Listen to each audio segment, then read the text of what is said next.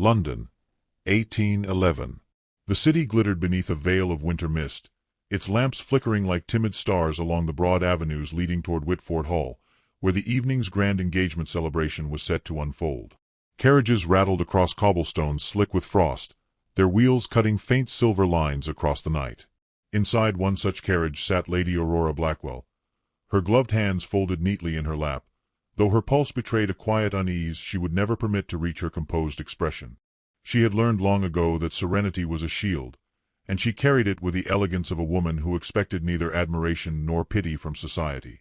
Aurora served as the companion to the Dowager Duchess of Whitford, a position far from glamorous yet suffused with its own gentle dignity.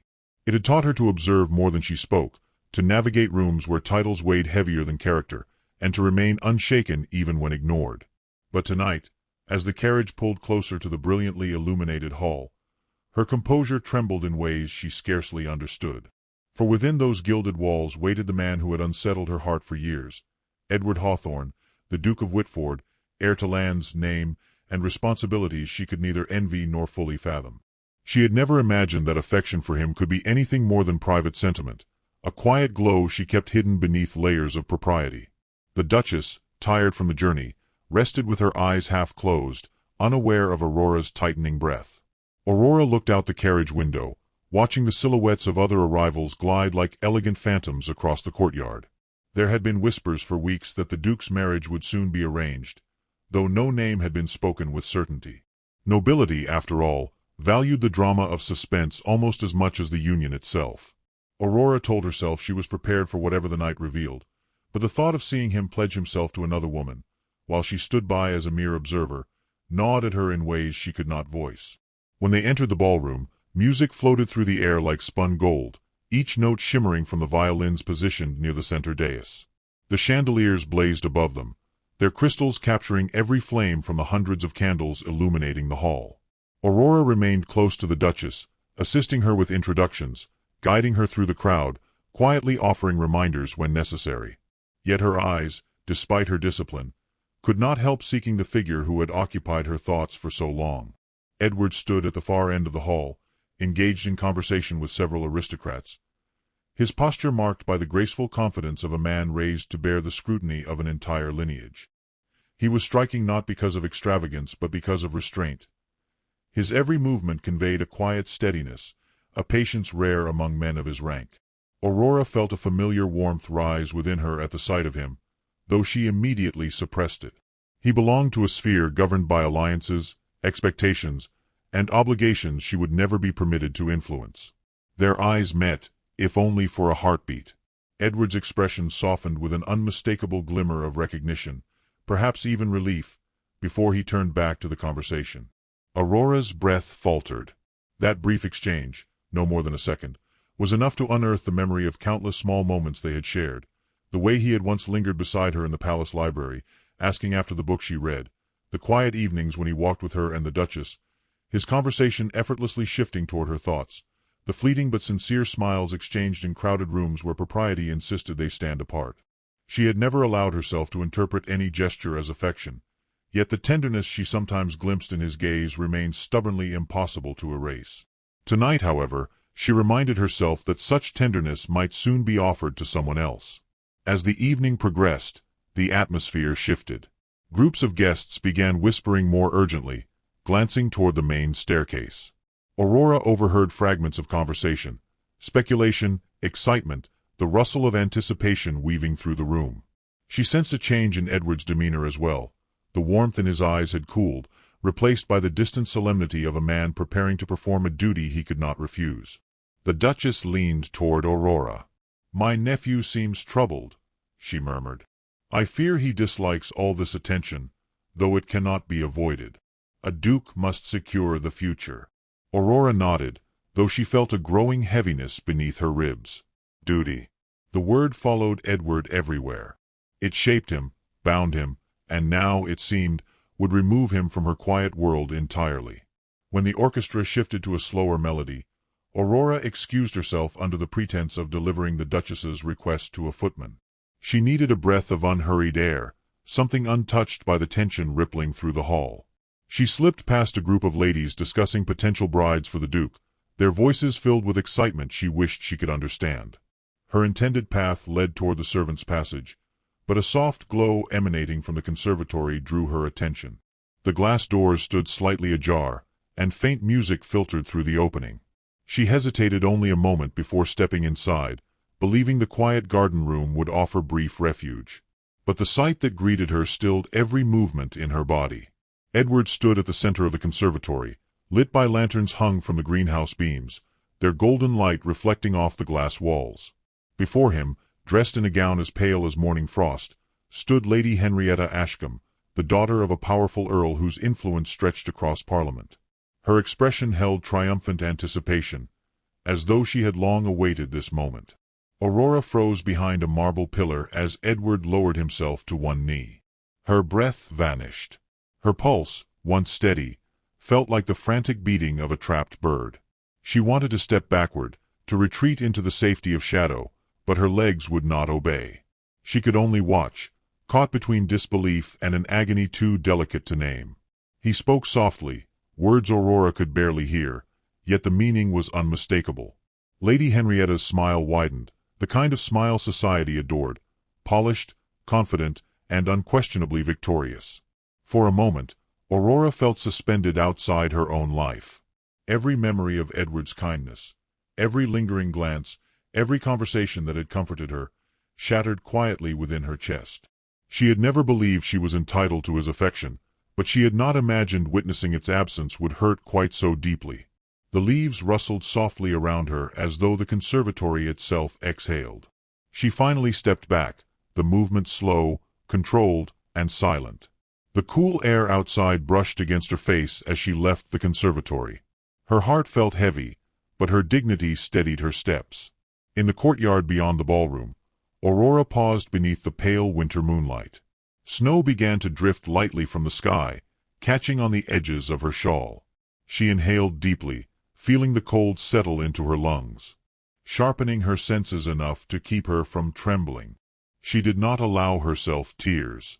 Instead, she straightened her shoulders, aware that whatever future this night had promised was no longer hers to imagine.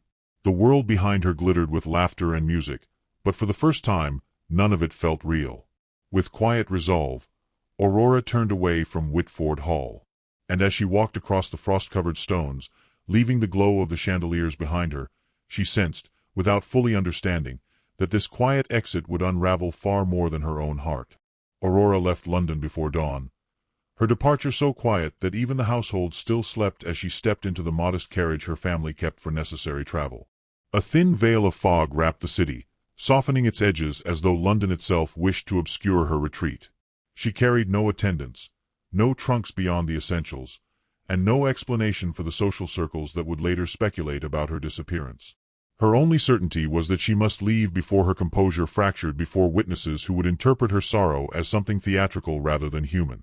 The horses moved steadily, their hooves tapping a muted rhythm along the still streets, ushering her away from the glittering hall where her heart had silently broken. The journey northward stretched over days, each mile a slow loosening of the ties that had bound her to Whitford's world. Winter deepened as they traveled, the landscape shifting from polished estates to frost-bitten fields and cottages huddled against the cold wind. Aurora spent most hours gazing through the window, watching the land roll past in shades of slate and silver. She thought often of the moment she had seen Edward kneeling, the sincerity in his posture, the calm resignation in his expression, and the quiet triumph in Lady Henrietta's smile. Aurora had neither resented nor envied the young woman. The world of aristocracy demanded alliances, not affections, and Henrietta had merely stepped into a fate shaped for her by generations. What unsettled Aurora was not the engagement itself, but the sudden, brutal realization that she had allowed herself to hope for something that had never been hers to consider. By the time she reached Blackwell Grange, her family's estate nestled on the quiet moors of Northumberland, snow had begun to fall in large, slow flakes, blanketing the grounds in white. The house, though grand in architecture, stood lonely in its isolation, its stone walls softened by age rather than opulence. Aurora stepped into the entrance hall, greeted by silence. Her father was away on parliamentary matters, her mother in perpetual residence with relatives in Bath, seeking warmer air for her frail health. Only a small staff remained, loyal but discreet, accustomed to serving the estate with unintrusive efficiency. Aurora retreated to her chamber, removed her travel cloak, and sat beside the frost-clouded window. The moors stretched endlessly beyond the glass, their solitude offering a stark contrast to the relentless noise of London. She felt both comforted and unmoored by the quiet. Here, no one whispered, no one watched, no one speculated. It was a stillness she desperately needed, though she feared what truths might rise within her once the distractions fell away. Word of her absence reached London far quicker than anyone expected. Within 2 days, rumors rippled through drawing rooms and tea circles. Some insisted she had fallen ill. Others suggested she had run away in shame, though no one agreed on why. A few, kinder though no less intrusive, claimed she had gone to assist her ailing mother. None guessed the truth, that Aurora had fled to preserve her dignity before it fractured under the weight of unspoken longing. The Duchess, who had grown fond of her gentle companion, was the first to express concern. She summoned Edward to inquire whether he had seen Aurora leave the ball. Edward answered truthfully that he had not, though his brow furrowed with an unease he struggled to disguise. He had noticed her absence only after the formal announcement, when he scanned the room instinctively for the calm presence that had always tempered his nerves. Her absence had created a hollow ache he could not name. Still, he forced himself to remain composed. Aristocratic duty allowed no room for personal distress. The weeks that followed brought a growing tension that unsettled even the staunchest members of society. Lady Henrietta flaunted her engagement with barely concealed triumph, though the Duke himself seemed curiously detached. He attended gatherings, offered polite conversation, and performed his responsibilities with practiced precision, yet something within him had shifted. His laughter faded. His gaze, once bright with thoughtful interest, carried a distant shadow. Even his mother noticed, though she attributed it to the strain of political expectation. Meanwhile, Aurora settled into a quiet routine at Blackwell Grange. She walked the snow-covered grounds in the mornings, savoring the sharp winter air that cleared her thoughts. She spent afternoons reading in the library or assisting the estate staff where needed. Though she maintained a calm, almost serene exterior, she wrestled internally with a delicate ache of unresolved emotion. She did not wish to dwell on Edward, but the memory of his voice, his kindness, and the brief flickers of tenderness she had once imagined were difficult to banish. A month passed before word of a new scandal reached her, delivered unintentionally by a visiting governess who had stopped at the estate for shelter from a storm. While warming herself by the hearth, the woman casually mentioned that the Duke of Whitford had grown noticeably withdrawn since the engagement announcement, appearing at events only when absolutely required. Some claimed he was ill, others whispered that he had become increasingly unsociable. The governess laughed lightly as she repeated these tales, unaware of the growing stillness in Aurora's posture. She added that the Duchess had been seen inquiring about Aurora's whereabouts more than once. Aurora thanked her politely and said nothing more. But long after the guest retired for the night, Aurora remained before the fire, her gaze fixed upon the flames. She did not allow herself to interpret the Duke's behavior as anything more than strain from the pressures of expectation. And yet something inside her trembled, a fragile thread of emotion that refused to break entirely. In London, Edward struggled more than anyone realized. Lady Henrietta, though poised and intelligent, viewed the engagement primarily as a strategic alliance. She expected the Duke's full attention, yet Edward found himself increasingly distracted. He often retreated to his study late at night, where he would sit in silence, staring at the fire, wrestling with a hollow sense of loss he could not rationalize. He missed Aurora in ways he could not admit aloud. Her absence had revealed how deeply he had relied upon her quiet presence, her sincerity, her gentleness, her ease in moments when the world pressed too heavily upon him. One evening, while sorting through papers, he discovered a small ribbon tucked between the pages of a book he had borrowed from the Duchess months earlier. It was pale lavender, its edge embroidered with delicate thread, a ribbon Aurora had worn in her hair the day they had spoken in the gardens. It must have slipped from her without her noticing. Edward held it in his hand for a long moment, feeling a weight settle in his chest that he could no longer ignore. Without meaning to, he whispered her name, a sound soft enough to be mistaken for breath. It was the first time he allowed himself to acknowledge the truth. He missed her not as the Duchess's companion, nor as part of his household social sphere, but as the one person whose presence had brought him a sense of quiet he had mistaken for mere comfort. Her absence had become a silence he could not bear. The realization unsettled him profoundly. As February drew near, the pressure to finalize wedding plans intensified. Lady Henrietta's family insisted on setting a date, eager to secure the union before political sessions resumed. Edward found himself cornered by discussions he no longer wished to entertain. He knew he could not continue pretending indifference, yet he also understood the consequences of breaking such an arrangement. The Ashcombe family's influence was vast. Ending the engagement would ignite scandal that could damage both families' reputations. But one evening, when Lady Henrietta pressed him once again for a definite plan, he felt something within him snap. He answered with unfiltered honesty, telling her he could not move forward, not because of her, but because he had made a mistake he could no longer ignore. The words stunned her. She accused him of impropriety, of weakness, of cowardice. But Edward remained steady. He apologized with sincerity but would not recant his decision.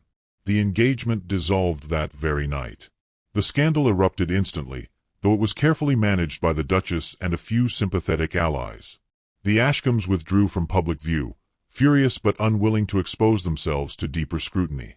Edward did not celebrate the victory. Instead, he sat alone in his study, the ribbon still in his hand, realizing that his next step was inevitable.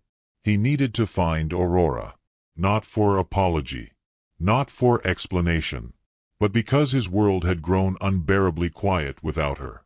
London's winter had loosened its icy grip by the time the Duke of Whitford fully understood the cost of Aurora's absence, though the realization came not with thunderous drama but in quiet, piercing increments. It accumulated in the echo that lingered after a conversation ended, in the way his steps resounded too sharply in the corridors of Whitford House, and in the stark truth that no laugh, not his colleagues', not his mother's, had coaxed even the faintest upward pull from his lips for months. His household saw the shift, though no one dared remark upon it. He moved like a man who had misplaced something irreplaceable, and London society, observant as ever, whispered their speculations with gleeful cruelty. The Duchess of Ravensshire, whom Aurora had once attended with humble grace, arrived one grey afternoon unannounced, her hands encased in pale lavender gloves and her brows drawn tight. She found the Duke in his study, surrounded by unopened letters, their wax seals gathering dust like fallen petals on a mausoleum floor. His mother had stopped urging him to open them weeks ago. She had declared that nagging him further would be as useless as persuading a stone wall to sing. The Duchess, however, had never feared an immovable object in her life. "My lord," she said with deliberate gentleness, "I have come to inquire not about your duties, nor your political obligations, but about your heart." His hand tightened slightly on the quill he was not truly using. "My heart," he echoed, as though the word were foreign. "Yes," she replied sharply. "That stubborn, solitary heart you pretend you do not feel at all. The one that has been wandering about without its keeper." He met her gaze then, the Duchess, who had known him since boyhood, who had watched him fall from trees, win fencing tournaments, and attempt to outrun grief with relentless ambition. "If you speak of Lady Aurora," he said slowly, "I assure you my regard for her does not alter the reality of the situation." "The reality," the Duchess cut in with a soft brutality only a woman of her rank could wield, "is that she left because she believed she had no place beside you. But you, Henry, have made no attempt to give her one." He stared at the window, at the sky that looked as though it had been washed in diluted ink. "What place could I have promised her?" he murmured. "I hurt her. I humiliated her. And perhaps worst of all," he swallowed, "I did not realize soon enough what she meant to me." The Duchess approached him with uncharacteristic tenderness, resting her gloved hand atop his. "Then realize it now, before your silence becomes the very thing that keeps you from ever seeing her again." He did not answer, but something in him shifted, a subtle cracking of ice. It was dangerous, that movement, dangerous because it tasted unmistakably like resolve. 2 days later, a rumor reached him through Lady Dalton, a notorious collector of gossip who thrived on the misery of London's finest families. She spoke casually of a letter she had received from a friend in the countryside who had encountered a young gentlewoman of striking quiet beauty, living with her ailing father near Whitmore Downs. The description was vague, but the mention of sorrowed eyes and a solitary existence struck the Duke like an arrow. He had known instantly. Within hours, he summoned his valet, instructed his steward to prepare for an extended absence, and informed his mother, who stared at him as though he had declared he intended to marry a mermaid, that he was leaving London at dawn. "My son," the Duchess said, pressing a hand to her chest, "what on earth has awakened this urgency?" "Truth," he answered simply, "and the knowledge that I cannot breathe another season without correcting the wrong I allowed to stand." The journey through England unspooled across damp fields and fog-kissed roads, the wind growing softer as he traveled farther from London's brittle formality. Each mile brought memories: Aurora's shy smile when she offered a book she thought he might like, the way she lowered her gaze when he brushed too close, the evening she had laughed, truly laughed, when he confessed his hopeless inability to dance the lively reels popular among the younger guests. He remembered, too, the faint tremor in her voice when she once asked him whether he believed people were ever allowed to choose happiness for themselves. His answer then had been diplomatic, almost cold. Now, he understood that she had been asking a different question entirely. When he reached Whitmore Downs, the early spring air smelled faintly of rain-soaked earth and distant blossoms. Modest cottages dotted the rolling hills, and a narrow path led toward a manor far smaller than the grand estates he was accustomed to, but far warmer in appearance. Smoke drifted lazily from its chimney, mingling with the gentle hum of countryside peace. He dismounted, his heart thudding in a rhythm he had not felt since adolescence. As he approached the house, he glimpsed movement through a window, a silhouette he had seen 100 times in memory, yet the reality of it caught him utterly unprepared. Aurora stood there, arranging fresh-cut flowers in a simple glass vase, her sleeves rolled slightly to keep the fabric from brushing the petals. She looked older by months, but gentler somehow, as though the countryside had wrapped her in its quiet comfort.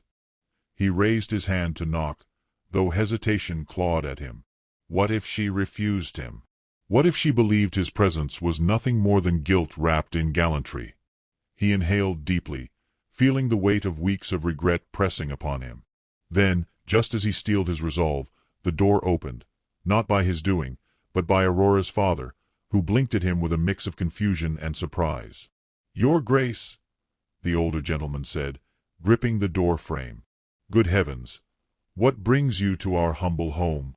The Duke removed his hat with slow, reverent care. "Sir, I have come," he said quietly, "to ask for something I fear I may not deserve." Before her father could respond, Aurora appeared behind him, her hands still lightly dusted with pollen. She froze when she saw the Duke, her breath catching audibly, her eyes widening with a vulnerability he had never witnessed so starkly. He bowed his head, emotion tightening his voice. "Lady Aurora, I have crossed England to tell you what I ought to have said long before you ever felt compelled to leave." Her lips parted, but no words emerged. She looked like a woman torn between longing and self-preservation, between memory and pain. He stepped forward slightly, his voice trembling despite every effort to control it. "If you will grant me but a moment, I will explain why silence has tormented me more than any spoken rejection ever could." Aurora lowered her gaze, her hands closing gently around the edge of her father's sleeve. And though she did not speak, she nodded, just once, small and uncertain. But it was enough. For the first time in months, hope flickered. Not certainty, not absolution, but the faint, trembling promise that he might still earn the right to stand beside her. As the door opened wider to let him in, the lingering spring breeze carried the slightest whisper of possibility. The door closed behind them with a soft thud, sealing the three of them inside the warm, modest drawing-room where the faint scent of lavender lingered in the air. Aurora stood near the mantel, her posture immaculate yet trembling subtly at the edges, like a porcelain figure touched by an unexpected gust of wind. Her father, sensing the nature of the moment unfolding, excused himself with gentle tact, claiming he ought to fetch more firewood. When he disappeared through the side corridor, the house settled into a hush so complete that the ticking of the mantel clock sounded almost intrusive. The Duke remained near the center of the room at first, hat pressed to his side, his breath unsteady. Aurora did not rush to fill the silence. She never had. It had always been her gift, to listen so fully that one felt compelled to speak with honesty. And for Henry, who had spent a lifetime mastering polished declarations and politically measured speech, the rawness of this moment felt both terrifying and liberating. "Aurora," he began, her name breaking from him with a weight of countless unsent letters, "I have spent these months attempting to live as though your absence were merely an inconvenience of circumstance. It was a delusion, one that crumbled the moment I realized that every room in London felt colder without you in it. She clasped her hands together, her fingers fidgeting as though wrestling with the instinct to shield her heart. "Your Grace," she murmured, her voice a fragile echo of its former steadiness. "What happened in London was not a matter of absence alone. I witnessed something that confirmed what society had already made painfully clear, that my regard for you was foolish, unreciprocated, and wholly beneath the standards expected of your rank." He stepped closer, unable to bear the distance. "No. What you witnessed was a consequence of pressure, obligation, and a lifetime spent obeying expectations that left little room for my own desires. It was not my choice. It was a path carved for me long before I understood the cost of following it." Aurora met his gaze for the briefest moment, her dark eyes shining with a mixture of disbelief and restrained hope. "And yet you went through with it," she said softly. "You bent to their will." "I did," he admitted, voice cracking on the truth. "Because I was a coward. Because I feared disappointing those who shaped me more than I feared losing myself. But when you left, when your absence became a living wound, I understood that I had already lost the most essential part of my life."